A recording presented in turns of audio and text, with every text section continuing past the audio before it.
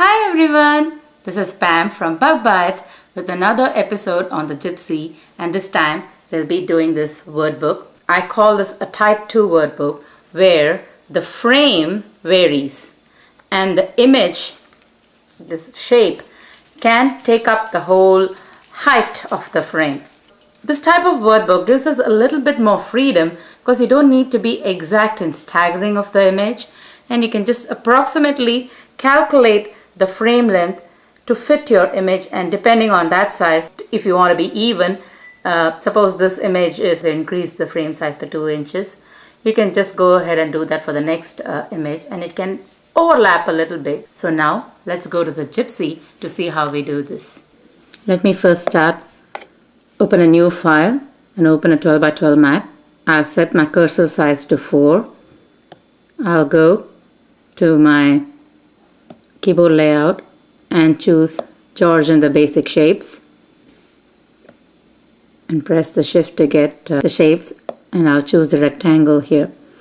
I can choose this rounded rectangle too, and let's see why I did not do that.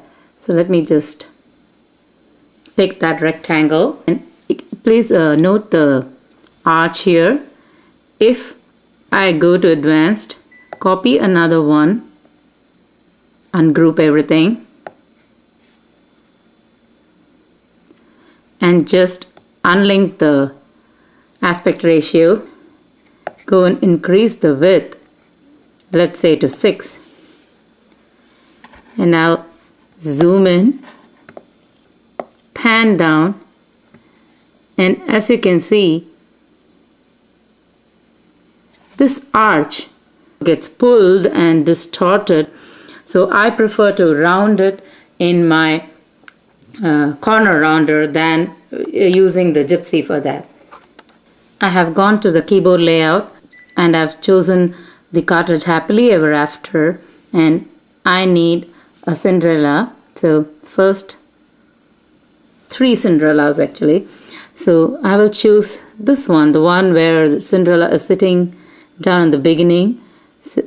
But I also want a shadowed feature to weld it to my frame.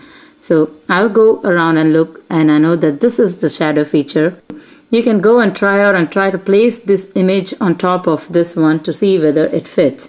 So I know that it does, so I'll pick that and I'll ungroup it.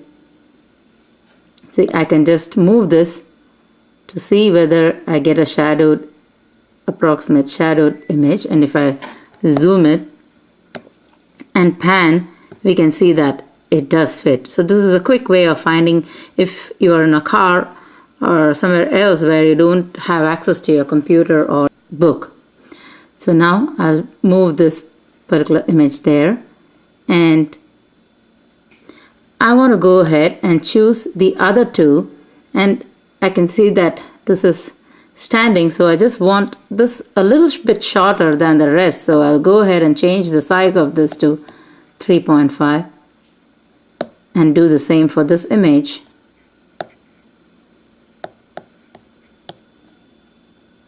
So that I can have the sitting image a little bit shorter than the other ones. So this will be my first book.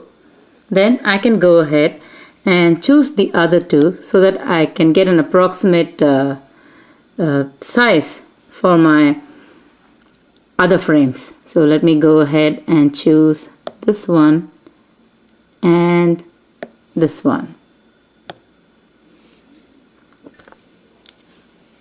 I will try to make the frame coincide with one of the inch box so that it'll be easy for me to calculate the frame size, and I'll try to overlap the rest from that point. So if the next frame comes here on this line, I can choose that and have it overlap there, and then the third frame will be going over there, so I want the prints to go almost completely in and overlap. So this will be my placement for the mat. You can go ahead and put these boxes with change in dimension, but I'm not going to do that. I first save this file as Cinderella Wordbook. Now I can open as template the Cinderella Wordbook. Now I've got the cursor here. So I remember that I had switched off the aspect ratio. I'll choose Georgia and the basic shapes. This rectangle, go back, and if you can see that the width is not exactly 4. When you link or unlink the aspect ratio, it's better to make sure that your height and width is as you need it, because the aspect ratio does not give you the exact width sometimes. So I'll go and make it 4 and choose the first image to lay. Let me zoom in the mat and then click here, and I remember that I have to link it back and then choose the height as 3.5 because for sitting Cinderella I wanted a little bit smaller. So I'll go to happily ever after A B C D E F G H. Yeah, I'm old, I need to do that. So I'll go and remember to put the shadow feature on and then choose the Cinderella, and this time, this is what I was talking about, we have a little more freedom in the height ways where to place it, and even in the width we can just overlap it a little bit or a little more, it does not matter. So now that I want it where it is, I can go ahead, then select outside, press the group button and press these two, go to advance, weld, preview, and save this file as Cinderella sit. Let's make it sit. And I'll press OK. And then go again and open as template the same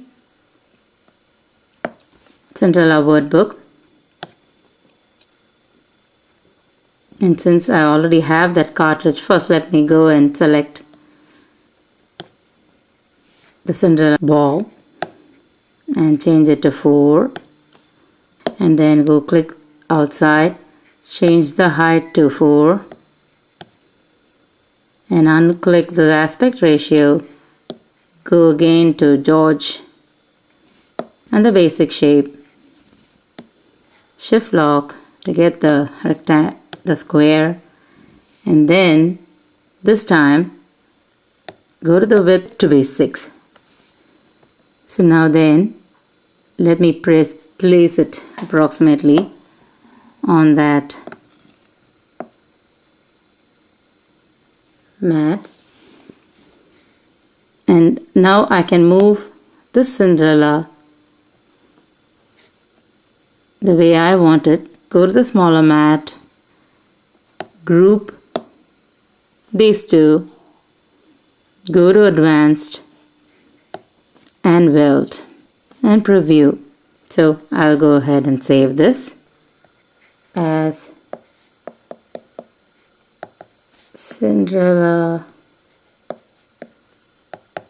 going to the ball. This is the view of my third file, which I've done the same thing. I've named it Cinderella Prince. This is the view of my fourth file, which I have named it Plain Cinderella. I have used that file to cut these shapes here, and I have used Cricut markers. I'm going to be doing my next video on that, so you can stick around, or if you want to get started ahead, just remember a quick tip. I have kept these images down at the bottom of the file. I don't want to get the markings on my image. Thank you for watching.